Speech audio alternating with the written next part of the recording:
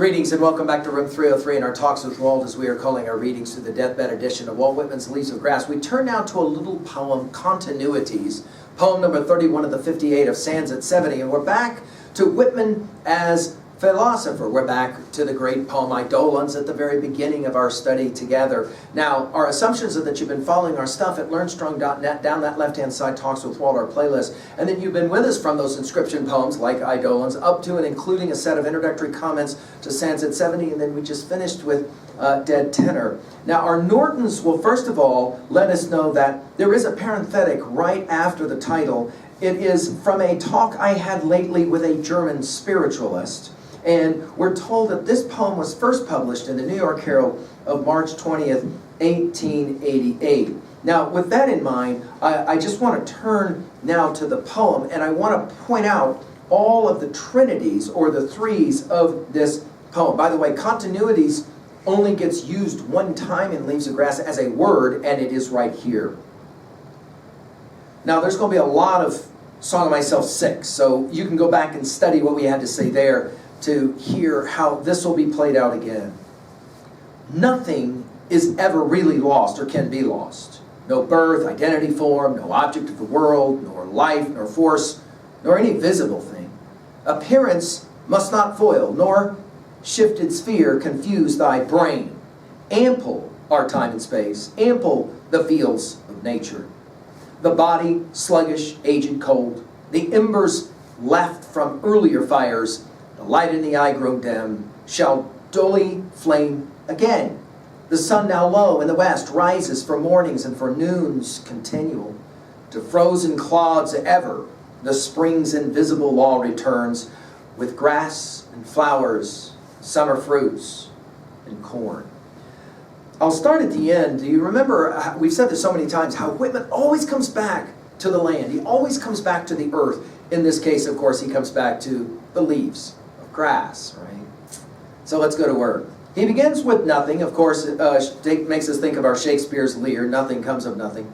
Nothing is ever really lost. Now again, German idealism, all the way back to Immanuel Kant going forward, this idea that there's always going to be energy that will remain. It can't be lost. No birth, identity, form. Notice again the trinities. No birth, identity, form. No object of the world, nor life, nor force, nor any visible thing. And then appearance must not foil. In other words, things are not always what they appear to be. Obviously, we're messing around now here with our Plato, especially Republic, and obviously Book 7 of the Cave Allegory. Appearance must not foil, nor shifted sphere confuse thy brain. It's interesting that it's thy brain. So it's now, here we go again, Whitman speaking directly to you. In other words, don't be too confused, he says, by all of the shifting appearances of life. And then he'll say it. Ample are time and space. And it just takes us back to Song of Myself 46. I know I have the best of time and space, and was never measured and never will be measured. I tramp a perpetual journey, right? Ample, the fields of nature. Notice capitalized immediately makes Whitman's readers, and obviously us, think about Emerson's classic essay from 1836 called Nature. We've given full lecture at learnstrong.net. And then he'll come back to another trinity. The body, watch, sluggish, aged, cold. In other words, Sands at 70. He's getting older. But then he calls it the embers left from earlier fires. Now, I have said that I think that one of the most important titles behind the entire building of Leaves of Grass is Shelley's Ode to the West Wind. Just notice how many times he uses leaves in that poem, and notice those final lines when he says, I want those embers, that fire, the sparks, to somehow be lifted and taken across the universe to future readers. If winter comes, can spring be far behind? The idea of the continuity, the continualness of spring. We're going to get to that one in a second.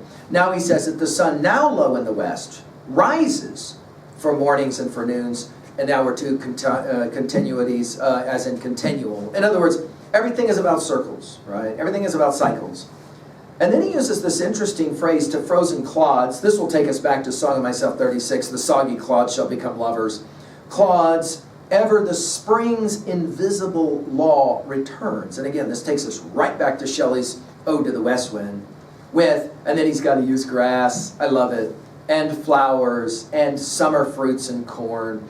This idea that if you want to understand life, all you have to do is just drive outside of town and just take a look at the fields. And of course they look barren in the winter, and obviously they get planted, and then we have tremendous harvests that will come later in the summer.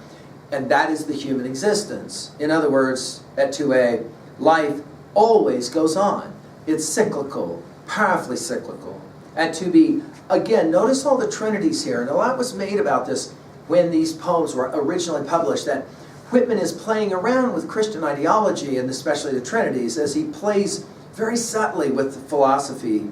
At 3a, speaking of philosophy, well, we can mention all the great thinkers from Plato up through Emerson. Obviously, Immanuel Kant comes to mind for German idealism. Hegel comes to mind, as well as Marx, and then finally maybe culminating in that tradition with Nietzsche. Finally, at 3b, how about this? Do you take some comfort from the cyclical nature of nature and the fact that in the end, because you are fundamentally energy, and energy is that which can be neither created nor destroyed, that in the end you can't be destroyed, and there is no death. And do you take some comfort from that? I hope that Whitman, the philosopher, is challenging you to think a little bit. Thank you.